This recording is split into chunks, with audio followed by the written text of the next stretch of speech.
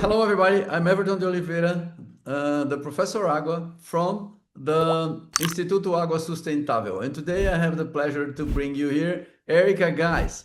And you see the nice book that she has. She's an award-winning journalist and author of Water Always Wins. I read the book. My intention here is to expose you guys, my followers, to her ideas, you know, and see if you can read the book because she passes a message that's quite important in the book. And the book is quite readable. She's a great writer. I love reading the book. So, through her reporting and research, she has explored how many water shapes landscapes, societies, and ecosystems, and why working with water rather than against it is critical in a changing climate. Her book introduces us to the idea of slow water and provides inspiring stories of communities restoring water cycles around the world. We are excited to learn more about her journey and her insights. Okay, Erica, could you start please sharing a bit about your career as a journalist and how you first became interested in focusing in water issues, please? Sure. And thank you so much for this invitation. I'm really happy to be here. So I am from California, and California is a place of water extremes. And so I think everyone in California is sort of low-key obsessed with water, and aware of it to a degree that I think the public isn't in some other places. And so I have always been aware of it and conscious of conservation. And then my family also did a lot of hiking and camping. And so I was introduced to wild water, in the ocean and rivers and lakes, and made a point of swimming in a lot of them when I was a kid. Um, and so, yeah, when I became a journalist, I already cared a lot about the environment and was interested in covering stories that had to do with that. And as I went along, water is one of those things that really joins not just all of us, but plants and animals and soil and rock. And it's such a unifying force. And the more I learned about it, the more I realized there was to learn. And so it I guess became a professional obsession as well as a personal one to me. That's interesting. That's interesting. I see you saying this, and I try to connect to what you've done in your book because you went to different places and you put together images, and I have this we call it professional deformation, because I'm always thinking about water and groundwater for anything I do since I'm working and studying that for life. And I had the impression, during reading your book, because I try to avoid, since I'm trying to work with communications and you're a communicator above all, right? I try to put aside my prejudice against non hydrologists, hydrogeologists writing about water because we always think, oh, these people don't know exactly what they're saying, and it is interesting that you really got it. Most of the things are, you say in a better way that a technical person would do. How did you end up learning this stuff? Is it because I can, from my from my understanding, you don't have like a structured study of water from all the background like we have in university, but you have the points are in place there in your book. So please, how did you get that? Yeah, you're right. I have a master's in literature with a Yeah. focus in eco-criticism, which is like literary analysis from an ecological point of view. But for 25 years, I have spent my days interviewing scientists about their work, scientists from a range of specialties. And so I have gotten quite a science education on the job. And I've also been fortunate to be able to go into the field with a bunch of scientists. And I think that is really helpful to kind of see in the real world what it means. And I do think that having a humanities background in a way is a strength because it allows you to kind of have that big picture view of how things fit together. Whereas, a lot of scientists specialize and really have become very narrow. And so they may be the expert in this one little thing, but maybe they don't understand basic stuff of how things fit together. So I think that's what I was able to bring to it. It makes me happy to hear you, an expert, say that I got the science right. Part of that is just being very careful. Yes. Um, and trying to make sure I really understand it. And if there's something that I feel like I'm not quite sure about, checking with the scientists that I've interviewed. Um, but yeah, I also think in general in my work, not just in this book, but in my journalism, I'm writing for mainstream publications, like the New York Times, Scientific American, Nature. I know scientists think of Nature as a scientific publication, and of course it is, but they have features on the front which are aimed at scientists who are not in that particular specialty or lay readers. And those are the sections in Nature that I write for.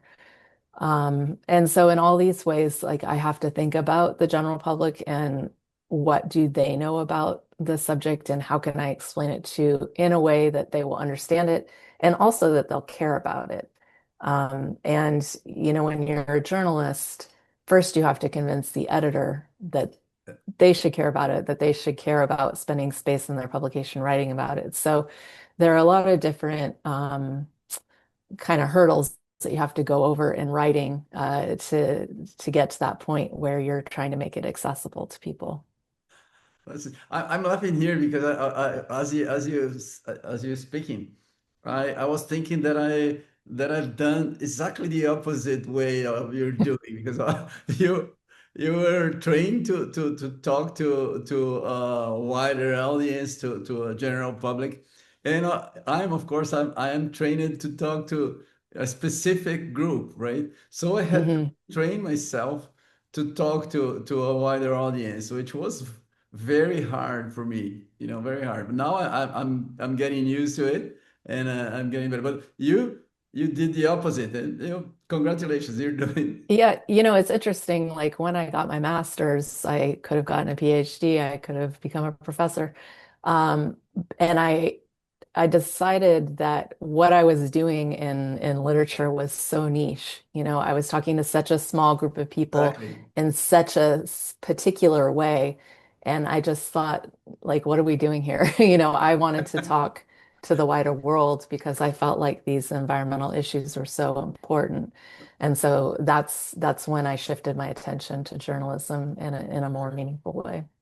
Mention to people, we're gonna have the links here, but you have your website where you have your texts that are I think are very good for people to take a look at your material. They're very, very well written. Can you mention that for us, please?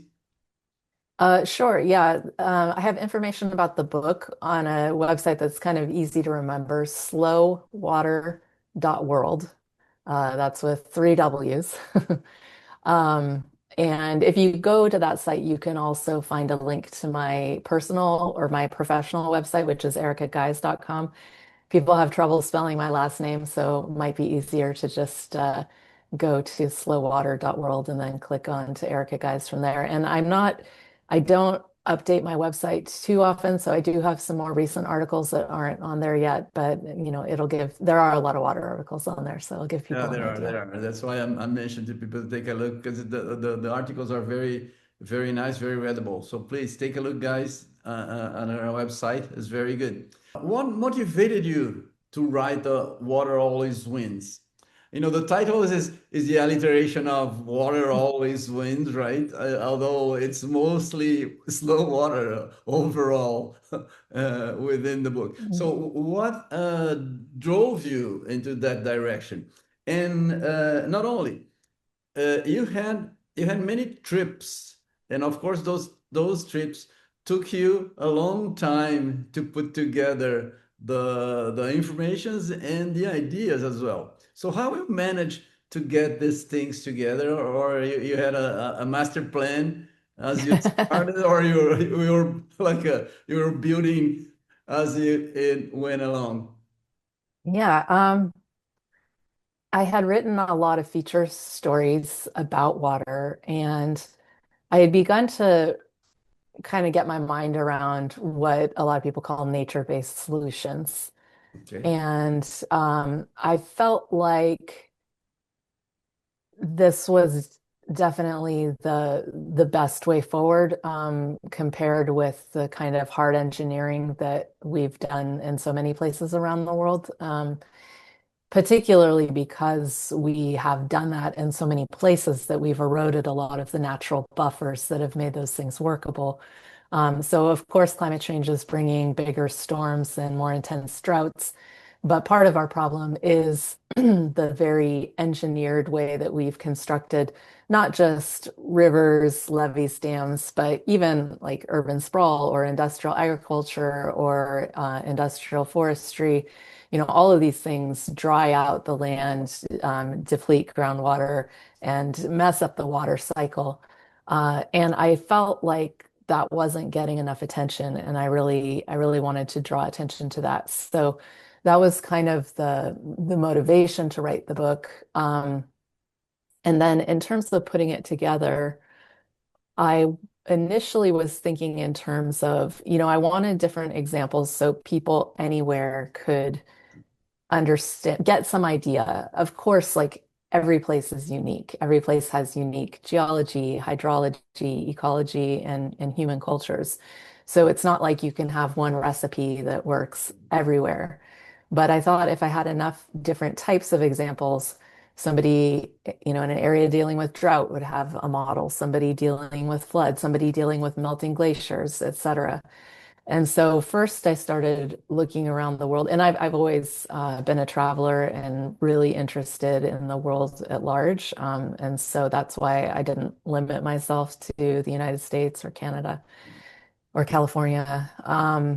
And once I started looking for different examples, I fairly quickly came on the idea of kind of wanting an example from every continent. Now, I did have to leave out Australia, which was very sad because Australia has a lot of water issues and is full of interesting examples. But I just couldn't go everywhere. But I was able to, get a National Geographic Explorer grant, which paid for my trips to Peru and Kenya. And I got an assignment from a magazine that paid for my trips to Iraq and India and China, different magazine. So anyway, I cobbled it together in that way once I came up with the overarching plan. But when you write a book proposal, you do have to write out your chapter summaries, which might change, but that gave me a chance to sort of put it all together to show which places I would go and which examples I was hoping to communicate from those places. Very good. Well, I could talk to you for 4 hours here because I have so many things to ask you. But I'll start with the in your book, one of the first chapters, I don't remember which one is that, but you talk about the paleo canals in California. And that is very common for geologists, but not for a typical average reader, I think, right? How do you manage to understand first paleo canals and then to put together that for a wider audience? Hmm. Well, I think I hope I haven't confused you with that term because what I'm talking about are actually incised valley fill, which are like deeper than paleo canals. But the geologist I was interviewing, he told me I could call them paleo valleys because I went to him and I It's said, wider. It's wider than the insize, Panama Canal. Yes, I yeah, do. insize valley fill just sounds so wonky, and I didn't think the general public would really grasp onto that. And indeed, like calling them paleo valleys has really, really worked. There has been a lot of discussion about them in California since I kind of coined that term with this geologist. Um, but let's see, how did I understand them? I mean, I think all the stories I reported in my book, I began to understand how incredibly important the surface groundwater connection is. Yeah, true. All of these projects rely on groundwater and that connection. And it is a challenge to get people to think about groundwater because it's out of sight, and therefore out of mind. Um, but I just try to think about in my own brain, like could I picture it? Could I envision it? And the paleo valleys that California has that were created by glacial cycles in the past, these ancient rivers that were then filled and buried, that struck me as pretty vivid. And so I try to communicate that in my writing. That's good. That's good. Well, I think I think it was well positioned in your book because talking as a professional in groundwater here, right? Yes, because when you mentioned the Paleo Valley and the Paleo Canal as a place to infiltrate water because it it has a higher permeability, right? That's my technical terms getting in now, right? So, but you give the idea of how important it is for us to understand the underground, the situation, so we can manage better the groundwater flow and makes it, more suitable for storage, for a faster movement. Actually, we want slow water, but to so if you want the water to infiltrate, we need to make it in a better way. So I Mhm. thought it was a very nice start. Very Thank you. good. Yeah, it occurs to me listening to you talk, maybe it would be helpful to your listeners if I gave them a little bit of background about California and its issues with groundwater. Oh yes, please, please.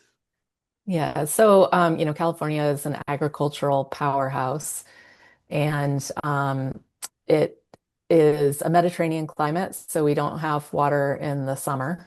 And so as agriculture got bigger and bigger in California, people started pumping more and more groundwater to water crops in the summer. And so we have about 1,400 dams and reservoirs in California. But the space of water that we've pumped out of the groundwater is equal to 3 times that. So we've really, really depleted these reservoirs, and people might have seen that really famous picture of the man standing by the stick where the land has completely subsided, like 70 something feet. We've had subsidence in cities like San Jose. And so, there's a lot of problems with that. I mean, number one, it's just not sustainable, right? The water runs out, and then what? But what I really tried to communicate is that, we have this idea, or a lot of people have this idea that groundwater is extra water that we can turn to when there's a drought. But, it's the same water, it's connected. So when you pump down groundwater, then, a lot of times you're separating that connection to the surface water. And so you're actually depleting the streams. So the idea that this hydrogeologist, Graham Fogg, that I featured in my book, is if we can find these paleo valleys, these ancient riverbeds that are filled with super porous material, Exactly. they can be kind of because we also have heavy rains, atmospheric rivers, storms, and floods. And typically we rush that water off the land. You think of the LA River Aqueduct that's been in so many movies. It's like this paved river channel. And when we get high rains, if you've ever seen video of that, it's crazy. It's just like this rush, this wall of water flooding to the ocean. And so Graham Fogg's idea was like, hey, and there is some groundwater infiltration that's already happening in California. They call it managed aquifer recharge. And typically it's like, creating a flat area and putting water on it and allowing it to, it's like a pan, letting it infiltrate. But, there are limitations to that. And Graham Fogg was saying, hey, these are like superpowers for recharging groundwater, and they can actually infiltrate water 60 times faster than surrounding clay materials. Yeah. So, to find these rivers which are close to the surface and setting them aside for recharge could be a really powerful way for California to refill that depleted groundwater and to make the surface streams healthier and to not waste those big waters when they come. That's very good. That's very good. I interviewed a few years ago someone from the California Water. I'm not sure. I don't remember the name of the company, but that he does the infiltration, water infiltration, the monitor aquifer recharge in California. Some of the projects there are leading projects in the world actually. So California has huge problems, so needs solutions probably first than others. I understand. So it's Yeah. quite interesting. Quite interesting. Thank you. Thank you. Another thing that then you had the chapter on beavers, right? And I have and I have one experience with beavers. Well, I had many experience with beavers in Canada when during my PhD. We had one trouble. That was funny because we were working with groundwater in a place, right? And we needed shallow groundwater because it's easier for us to access and to study, right? And then the damn beavers arrived there and put a dam close to the thing. So everything, so all the water level went up and flooded our experiment. What the hell? So we're not very happy with that position. They picked the wrong place for our experiment. That was funny. And Yeah. another thing that I had, and I suggest you, if you have some time, take a visit. In South Argentina, they had an experiment with beavers. The colonizers brought beavers to the region, because of the fur. The fur is so nice. But it ended up that the beavers there had I don't know, an evolution, and the fur was not nice, was thicker and was not soft enough for selling. So they left the beavers there, and no hunting, no anything. And then when you travel there, uh, you see they call in Spanish castoreras. Beaver is castor in Spanish, right? And Castoreras, in Latin, yeah. because most of the trees are not used to high water level, and they die. So you have a very wide area of trees that are dead because of the beavers. So not everywhere beavers are welcome, right? So we have to make sure the beavers are in the right place where they belong, Yeah. or like you presented, they're very welcome, but some others are not. That's what I had in mind when I traveled to Argentina. So just to Yeah. illustrate, I really enjoy your chapter, but I'm just mentioning of how we have to be careful with nature anywhere you go, as you mentioned before, right? For sure. Yeah. I mean, everything in its own place, right? I Yeah, mean, humans are invasive species pretty much everywhere around the world, exactly. We are, yes. but yeah, like in general, especially but yes, beavers also, when they are in an ecosystem that isn't their own, they can cause problems. But when they're in North America and Europe, there are two different species of beaver that are still alive on the planet. The European one is a bit different than the North American one, but they behave in much the same way. And they're very needed in those ecosystems. And but even where they belong, there are people who have ideas about them that make y- you know make people want to kill them, basically. Exactly. Yeah. Yeah, they are building dams, they are backing up water, and people want to control water in the way that they want to control it, and they don't want beavers to take the lead there.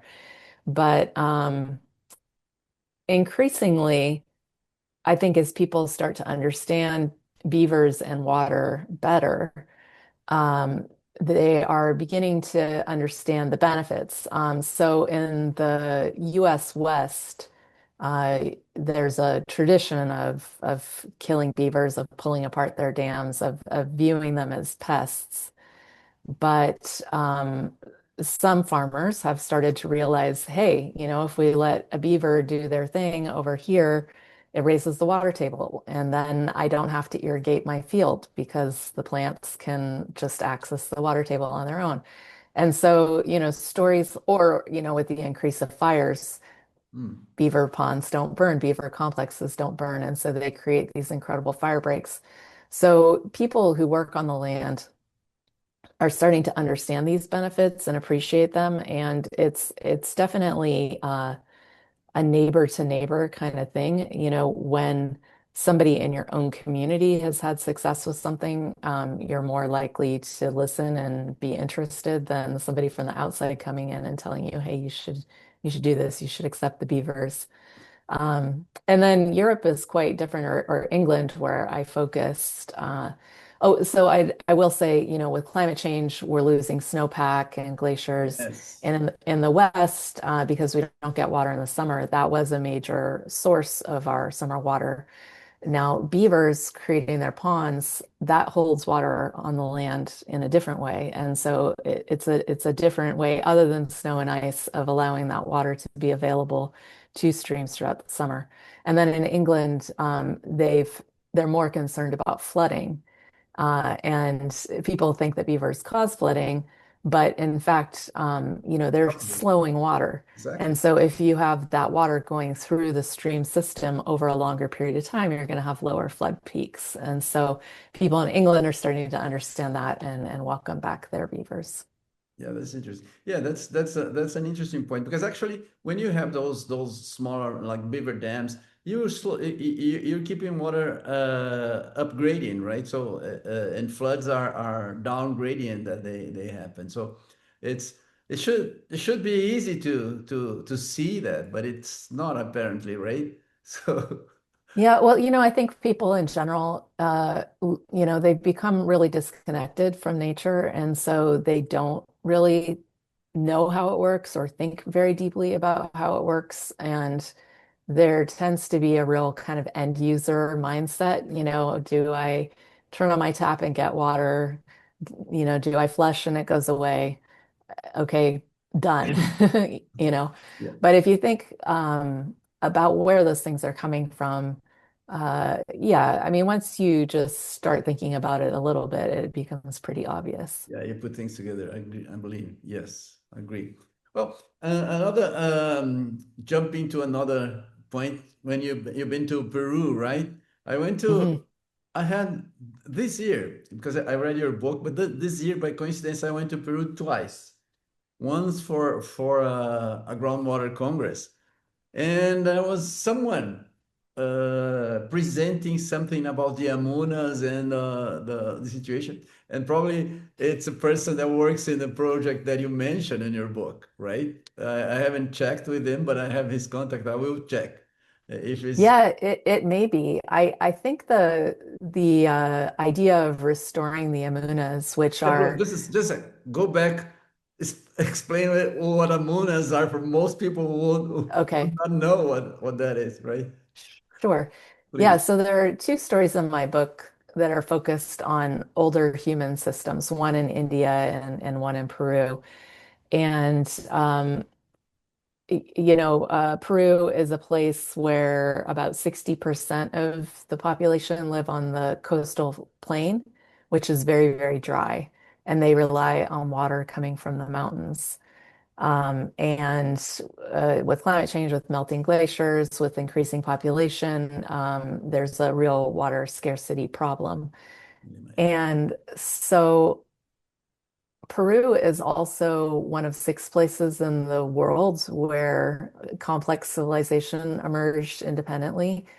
And arguably, a lot of that had to do with water and water management because it does have seasonal water where there's a long period, not on the Amazon side, but on the other side in the mountains and down to the coastal plain, where they have to finesse that water cycle throughout the year. And so one of the earlier civilizations that took this on were the Wari people, and they lived in the Andes about 1400 years ago. And they devised the system called the Muna, which is a Quechua word meaning to retain. And basically, in the wet season, when their high mountain rivers were running full, they built these little canals to siphon off some of that water and infiltrate it into these natural depressions, which they understood to be porous, and that they also understood that putting water under the ground would move it down the mountain much more slowly than on the surface because it has to move through all the soil and rock. And then this is starting at like 15,000 feet elevation, going down a couple of thousand feet. The water would emerge from springs weeks to months later. And then they would harvest it in little reservoirs and use it for their farms. And so it was this really, really innovative way of understanding groundwater and understanding how water was moving underground and figuring out a way to optimize that and store it for themselves and make it available to themselves throughout the year. So, over the centuries, much of the system fell into disrepair, but there were at least a few villages in the Andes that were still maintaining their munas and still using them. And so some hydrogeologists became aware of this and started studying them. And they thought, hey, if we help them restore more of these amunas, that's going to make water available into the dry season in Lima and other cities down on the plain. Because, once the farmers use their water, it goes into the ground again and ultimately, continues its path down river into the three rivers that feed Lima. And so basically, eh, yeah, they basically got funding through a national law that takes money from water utility bills and invests in the upstream. So this was really interesting. It's an acknowledgement that water comes from a watershed and that people down below have a responsibility to take care of the source of water from above. Yep. And the reason I was particularly interested in it, of course, it's so fascinating to learn about these older people who had this wisdom and this insight. But it's also a national program. And so with that, it's expanded to a lot of areas. And so while there was this one or two or three NGOs that I interviewed for my book, I think a lot of people in Peru are working in this area now. Interesting, interesting. Actually, I went to I like hiking and stuff. So I went to the Salcantay Trail and I'll go to the Machu Picchu from Cusco. And Hmm. the very first day, we followed one of the Amuna structure, along the way. And one of the things that is interesting is that you have the one of the structure for people who don't know, you have a long line along mostly along the the same Side level, of the mountain. on the side of the Mountain, yeah. slope, right? Because that it's very narrow. But one of the things that is interesting, because we had the Romans building those stuff, but Romans built mostly like a today would be a pipe, right? But in Peru, they're permeable at the bottom. Right? So part of the water infiltrates. It's not that you just bring water down faster. You bring water, Yeah. but part of the water still infiltrates. So you keep moist all over the area where the water is running. So it is quite interesting. And as you Yeah, mentioned, and yeah, go ahead. oh, You I mean, didn't. I think that's such an important point. You know, in our modern culture, there's a real focus on optimizing everything, getting the most out of everything, making it the most efficient. But that inefficiency, like you talk about, that allowing the bottom to be permeable so some of the water escapes along the way, that's so important in natural systems, right? You need that Exactly. that abundance or that excess, that flux in the system in order for it to function. And part of the reason we're having so many problems is because in our quest for that type of efficiency, we're depriving the natural system of what it needs. Yeah, I understand. I was thinking, and when I was walking there, or first when I was reading your book in all those materials, when you have like the mountain, when you're thinking about the water in the mountains, maybe the hydrology is a bit easier to understand because you have the steep slopes and you anticipate somehow where the water is going to, right? When you have like, for example, the San Joaquin Valley, it's flat, so it's much harder to anticipate the water movement because it's not as obvious as it is in a mountain. So that's harder to understand. So people tend to build things just to speed water to whatever they want to have. So it's just putting trying to understand why that, because even in Peru, when you mention that, it isn't obvious that you let the water sip and you get it down there somewhere else, right? Months or even years after that, right? So it is an understanding that Yeah.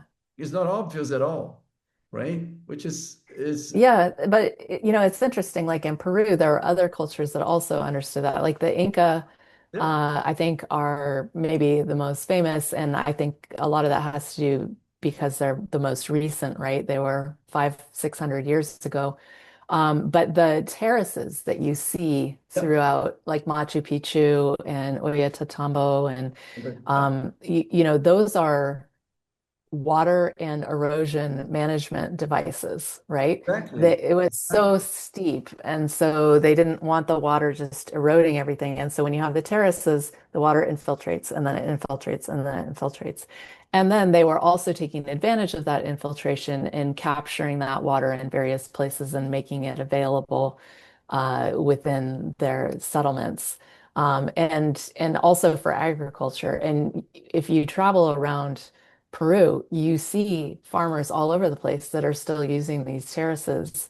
And Yeah. it's a really smart way Oh, to hold the water in the soil for the crops. And so it's really interesting to see that. Or also, like if you look at the Nazca area, for the they lived in a flat desert area, and a lot of their water was underground. And they developed a system of an underground channel that tapped into that underground river, and they had these hoyos, eyes carved in a spiral down to get it. So part of that was like to be able to access the water, but it also created this atmospheric pull yeah. from having these openings that pulled the water along. And so it's so interesting the knowledge that people had when they, if life or death depends on understanding water and how it moves through the ground and how to optimize that to get what you need, then people pay attention and they learn that. And that kind of human insight, I think, is still available to us today if we choose to take it. Yeah, it's interesting. Let me ask you one question because I work, I created this podcast. My first objective was to put information among specialized people because in my experience, everyone is very specialized and don't even know what the other person right beside him is talking about, and most of the information could be used together, and that's a kind of a barrier that is hard to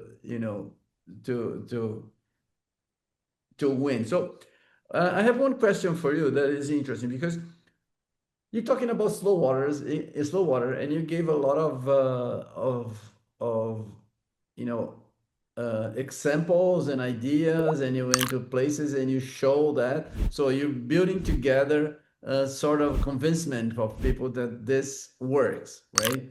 So how can we work together? How can we get a better, I don't know, way of transmitting our information?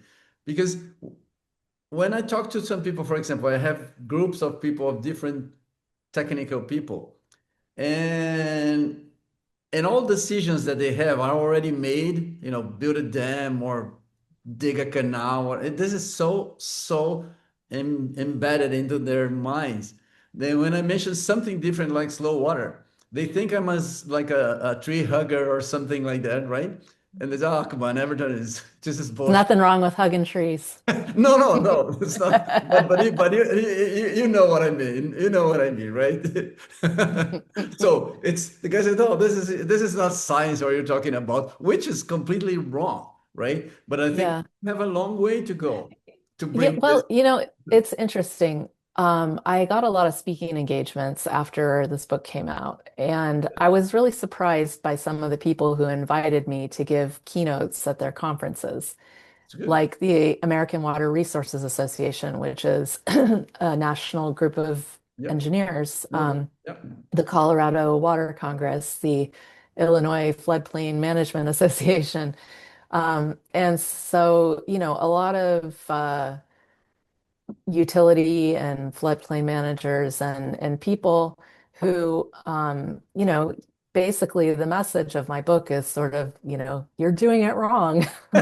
So I was surprised that they Yeah. were inviting me to give the keynote at their annual conferences. To me, that seemed hopeful. Like they are recognizing the limitations of what they have been doing. And I think there are different reasons for that. Climate change is bringing bigger water extremes. And so we need more flexibility, more resilience in these systems. And natural systems are more resilient. They have more flex. But also the scale at which we have altered the landscape globally is something I think people are missing. And so I grouped some of these stats in my book. We have drained or filled as much as 87% of the world's wetlands. We've dammed and diverted two-thirds of the world's large rivers. Just since 1992, we've encroached floodplains, an area the size of Ukraine. Um, Altogether, like we've degraded more than 75% of land on Earth, altering the water cycle. And so things that might have worked in the past when we had a lot of natural buffer are no longer working because we don't have that buffer. There's this idea of the nine planetary boundaries, which are, freshwater, biodiversity, climate change, other things that I'm forgetting.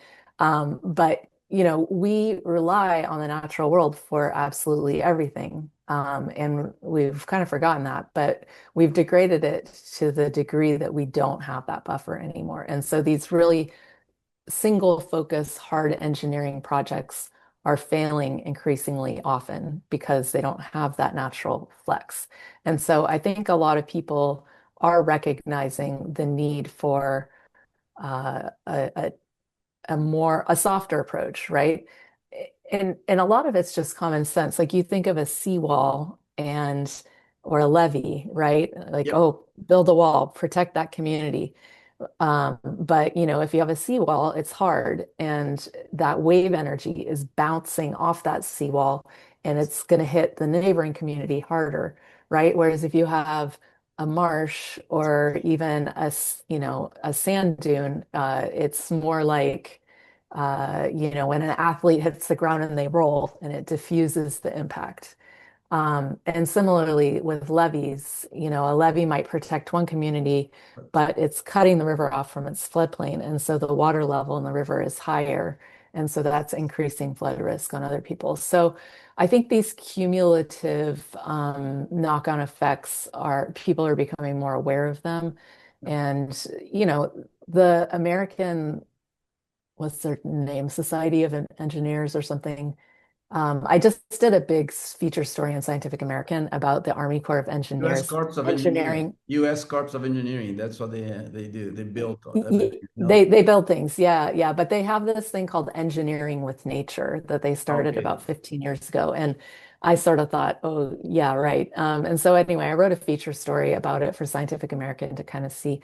But one thing I learned is that this American professional organization of engineers. It's like more than 10,000 people, and they are recommending nature-based solutions. Now, what you mean by nature-based solutions varies, Yes. but it's an idea that's really gaining traction all around the world as people understand that we need to change the way we've been doing things because what we have been doing is less effective than it once was. Well, I might hear. Well, I've been thinking about that, and one thing about the slowing water is that we need a lot of surface to infiltrate water, right?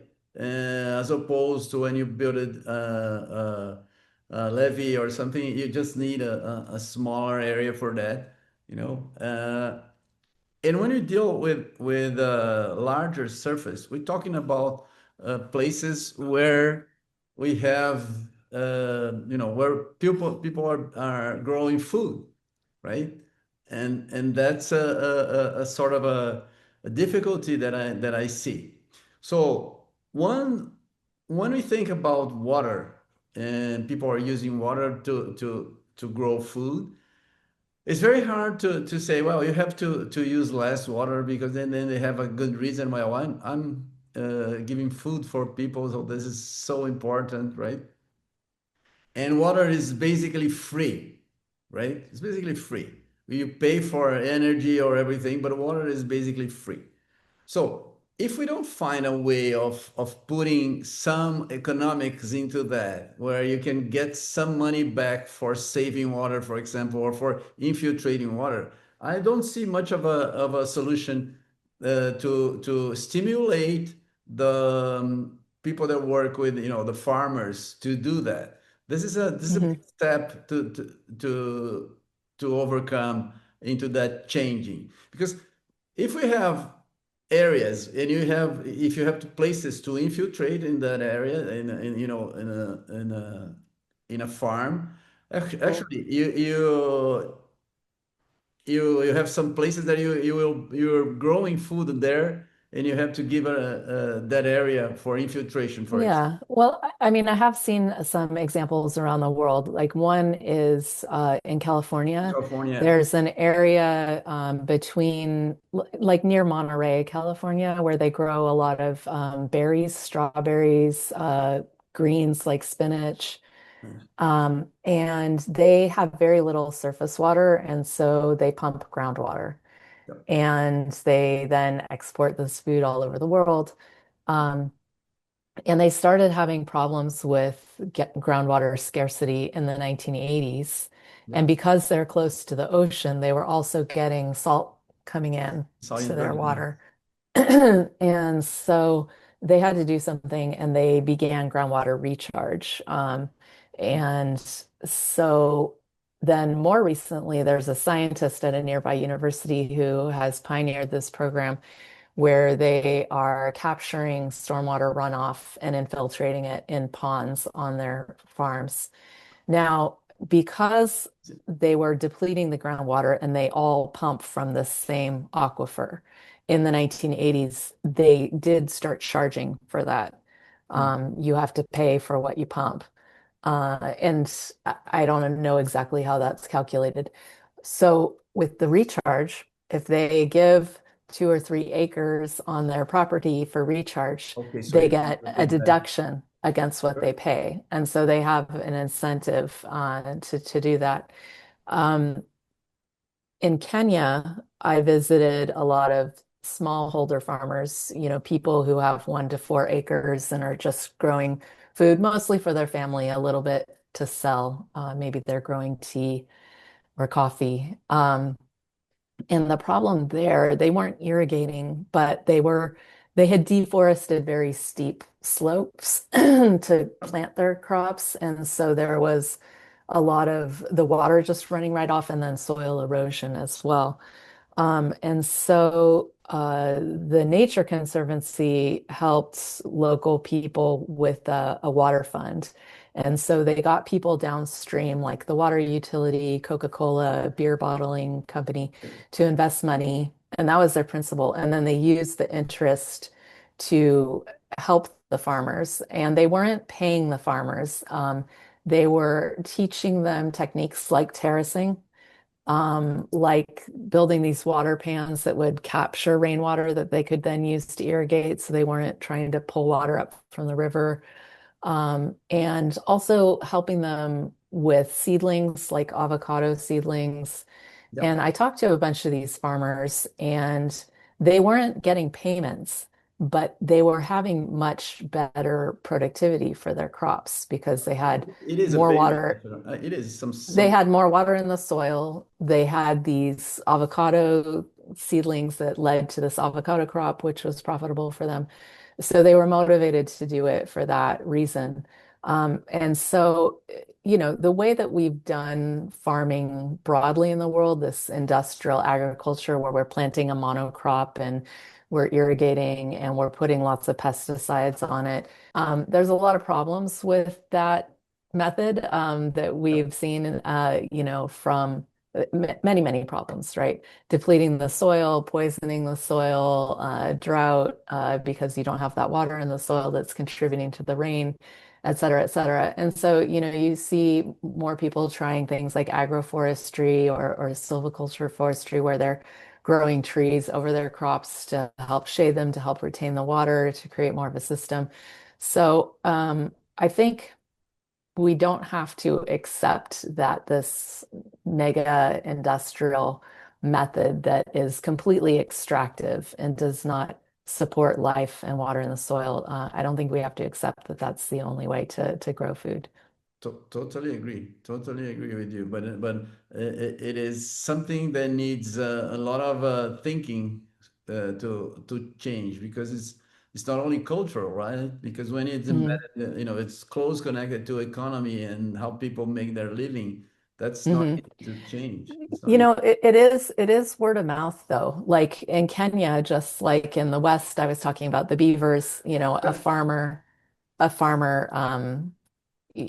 puts in there, allows the beaver, they get a better crop. The neighbor sees that. Similarly, in Kenya, it was local farmers who were talking to their neighbors about, oh, hey, I put in this water pan. Now I can get two bean crops a year. I'm making more money. And so then everybody else wants to do it too.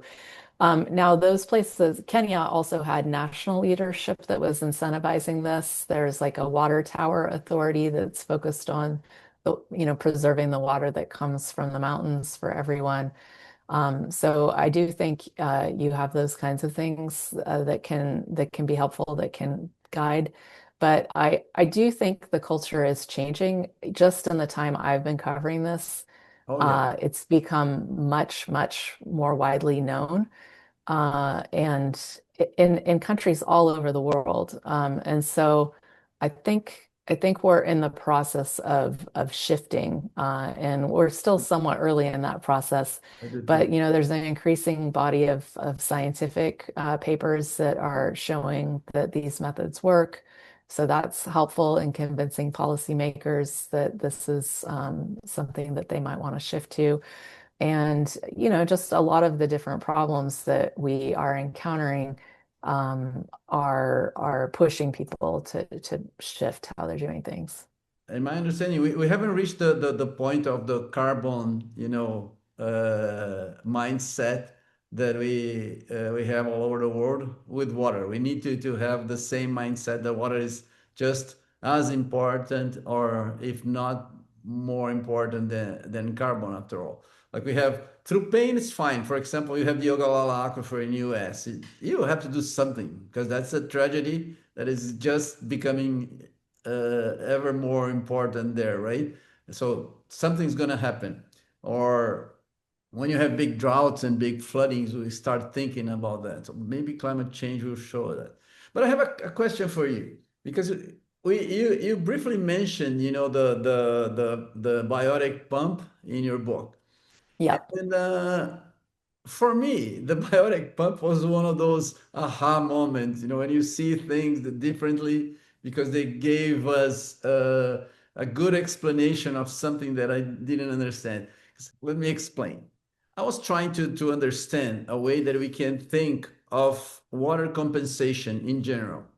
How can you compensate for actions, and then you can build an economy that it could be you could exchange a benefit for some use that you cannot, like the hard to abate things on carbon that we have, for example, right? You have some use that you have with water that are hard to abate, for example.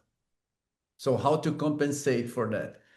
And but there's something was missing. And then when I saw and I read all the papers and everything about the biotic pump to understand that, because now we see that we can actually manage the let's say the I call that the virtuous water cycle, because we can the water cycle is always adjusting to whatever we do, but the virtuous is the one that we can bring water from the oceans toward the continents, that vegetation and life took millions of years to develop and make the continent green, for example, right? So we just, without knowing, we're developing desertification. Have deserts everywhere without knowing that we're building the deserts, right? But now Hmm. understand why. We have a good explanation, so we can build things. And I see that this message is actually sinking on people now. Science takes decades to sink on people's mind, right? So Hmm. I see, and that could be just just giving an idea that could be developed, or some of your work. I haven't seen all, I haven't read all your papers, of course, but I read many. For example, to work with some areas you mentioned, the Canada or the Russian forest or the Brazilian forest, the water brings in. But with some examples like that, do you have that in some of your writings? I don't think I really have encountered yet. Yeah, Well, there are like certainly like China has done a lot of yeah. heavy planting of trees India has to try to Maharashtra. Yeah, deal India. with Yeah. the desertification that they've caused. In many cases, they've done sort of plantations of a single species, and so it has been not so effective. But there's an area called the Loess Plateau that had been dramatically degraded that they reforested in a more holistic way that has had a radical transformation, and people are able to grow food there again. And it's a very lush place. And another example that I haven't written about yet, but I want to, is in along the Sahel in Africa, countries like Mali and Burkina Faso. Yeah, yeah. So there was this idea of the Great Green Wall of Africa that was going to, plant millions of trees and stop the encroachment of the desert. And that largely failed.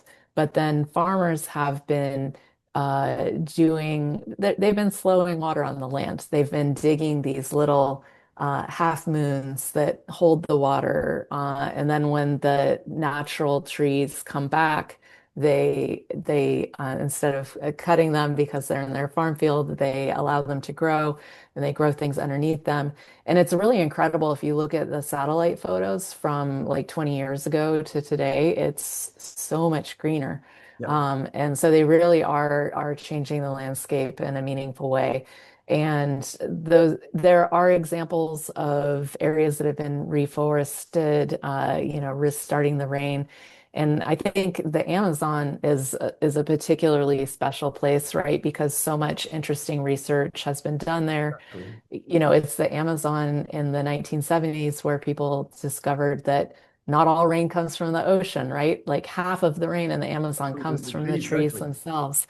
And there have been a lot of studies in recent years showing that the rampant deforestation that's happening has been spreading drought around the South American continent in different places, depending on, the prevailing winds and things like that, but downwind of the trees that have been cut. So I think it's such an interesting place in the scientific world right now, that area, and that's really what I'm focusing on for my next book. I'm looking forward then to see what you're gonna bring up out from there. That'll be interesting to see. Well, I'm sad that our time is running out here. It's very nice conversation that I have. Please, what key message do you hope readers and listeners will take away from your book and about your relationship with water? I really think we need to change our relationship with water. What we have been doing isn't working.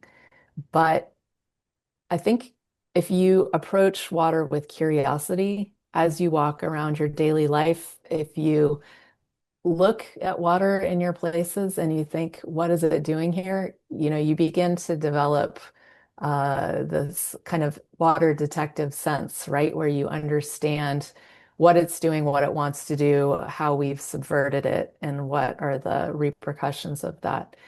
And in general, I think, you were talking earlier about land area and how these ideas, slow water projects take up more land than like a dam or a levee.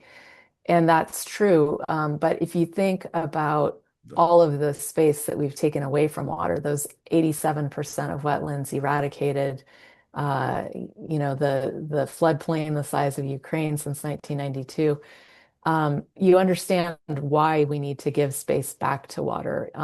The name of my book is Water Always Wins because sooner or later it does. And if we don't make space for it in a way that is comfortable for us, then it's going to take it. And we see that in the flooding and whatnot. But ultimately, it's really empowering, right? Like we're waiting for people, governments, national, international governments to do something, but slow water projects, they're distributed across the landscape. And so that means there's something that we can do in our own place with our neighbors to Yeah. make our own communities much more resilient to flood, drought, heat, fire, and climate change. And so I think there's a real message of empowerment and hope in that. Thank you very much. I really enjoyed talking to you, as I enjoyed reading your book. I hope I can bring you for some, keynote on the events that are organized around here in Brazil. It's very nice work you've been doing. Congratulations again. And guys, you're watching us here. Please take a look at the links we're going to leave here on YouTube, and we're going to distribute on our social media. I hope more people read your book. Congratulations again for a nice work. Thank you. Thank you so much.